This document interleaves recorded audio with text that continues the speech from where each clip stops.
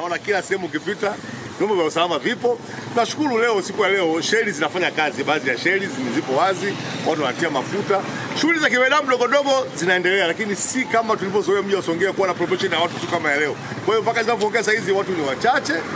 Tunashukuru jeshi la polisi inafanya kazi yake na wananchi nao wametii kutokuonekana barabarani kwa wingi. Kwa hiyo ni jambo jema. Tunaomba hali iendelee kuwa hivi mpaka leo, mpaka kesho, shughuli ziendelee za kibinadamu ili majukumu yaweze kufanyika. Sisi kama wafanyabiashara wa soko kuu hatujaona hatari aina yoyote ile, kwa sababu tuna ulinzi wa kutosha na tuna amani na tunauza.